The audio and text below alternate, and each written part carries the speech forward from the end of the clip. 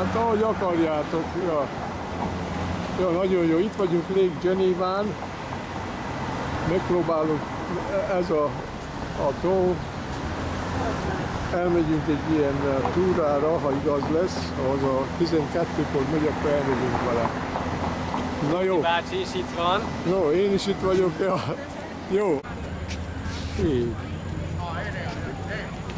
Itt vagyunk a Szökőkútnál, elmentetek tőle. Ez igaz, nem dolgozik. Majdnem. Ez a hogy is hívják, a pápáinak hívják ezt a restaurantot, írtó jó, mert nekik mindig teli van. És ilyen tipikus amerikai, hogy is hívják, ételeket lehet enni. Nem hoztam volna. De ez a kis, hogy is hívják itt a fő. Utána van itt ezek a milyen csodák háta mögött kisebb, milyen csodák is ilyen házak, mint egy közönséges lakó negyedek. Ja. Azok már nem annyira drágák. Csak a ezzel a hajóval megyünk a túrára. Lady on the Lake.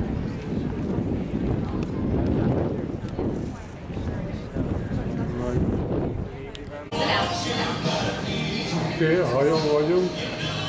Ez a kikötő. Mindjárt indulunk. Vannak a... Integetek, ja. Nagyon jó. Szépen elhelyezkedtünk az enyhelbe. Mindenki az ablaknál, nagyon jó. Nekem nem fontos lenni már. Azt hiszem, éppen 10-szer megyek erre túra. An early summer resident here gave this land along with a cottage that once stood here to the city of Lake Geneva back in 1894. Now, her cottage served as the city's first library here until this building was built in the 1950s. And that gift that she gave the cottage and the park, that gift came with the stipulation that that property would always be used as a public park. And as you can see, it is still used as a park today. And that mansion was torn down a decade ago, and this new home was built in its place. And behind it is a large gray home called the Annex, and that was built in later years to house the overflow of guests and servants from the main house. And the Annex is now called Acorn Manor. And we are now passing a group of homes known as the Geneva Manor. And the manor was built on 37 acres of the Levi Z. Leiter estate, which was known as Linden Lodge and dated back to 1879. Now that main mansion, which stood behind the subdivision's beach and park area, contained more than 30 rooms. Inside were 19 fireplaces, one of them even located conveniently in the master bathroom. Now in 1867, Levi Leiter co-founded Field Leiter and Company, which in the 1880s, as a small hunting lodge for the architect Henry Lord Gay, was originally named Gay Lynn. And from 1927 until 1966, Hillcroft, as it was renamed, served as P.K. Wrigley's summer residence and was later his guest house. Now in the 1980s, when it was sold, the new owner had a home torn down and built this beautiful home, which incorporates many of the architectural features of the original home and the remaining buildings on the estate. However, this home is roughly 1/3 of the size of the original home.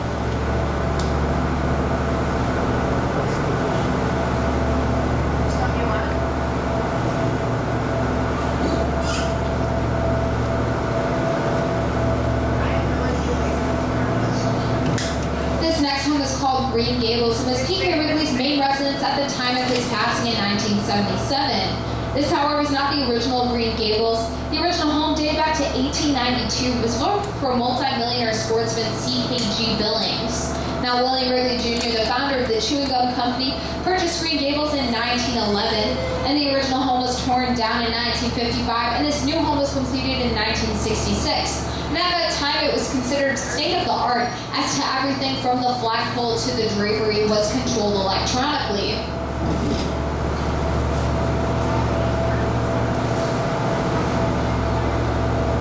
Now this smaller home you can see up ahead, now this may have you thinking that the Wrigleys are downsizing. They're taking their houses down a notch, but no, this is just in fact the Wrigley pool and spa house, as if they couldn't find anywhere else to swim. Ja.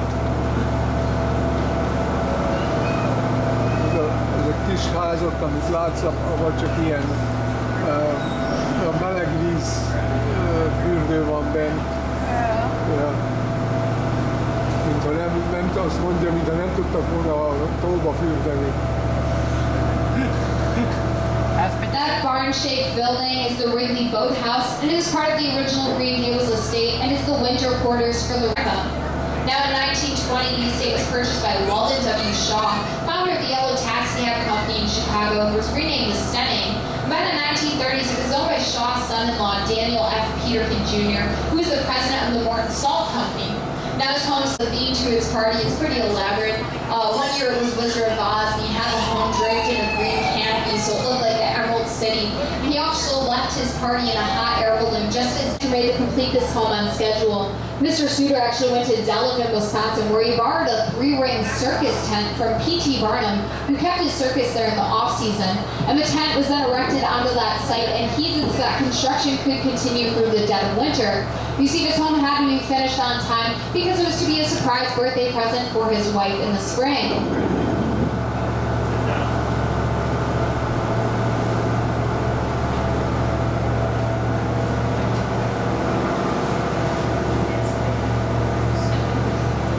Alright, so one last shout out to Shelby and Frank from Rochester, Minnesota.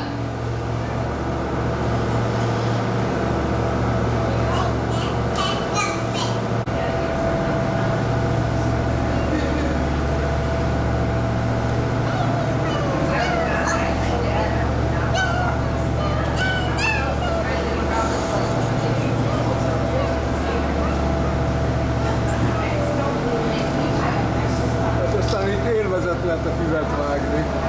Jó, itt tényleg. Nagyon meredek. That old mansion with the red roof and white columns, that's known as Bonnie Gray. And Bonnie Gray was built in 1881 for Judge Thomas F. Withrow. It was named for his daughter Bonnie. Now in 1897, Bonnie Gray was purchased by the outlet that they use in the city of Lake Geneva. The lake does freeze over during the winter. Some 2 to 3 feet of ice do cover the lake.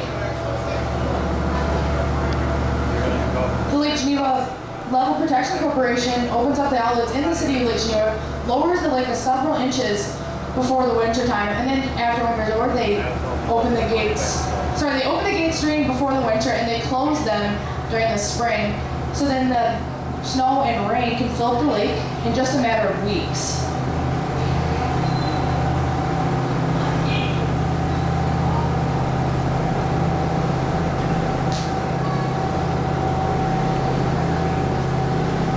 So you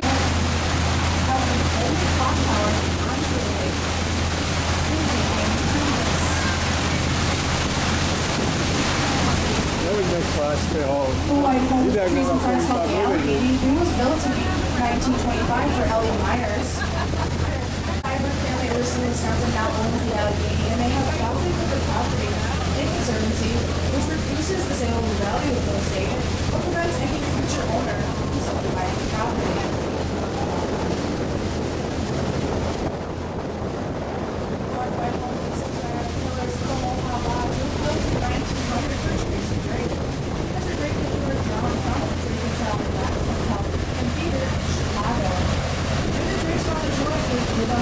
Hát minek?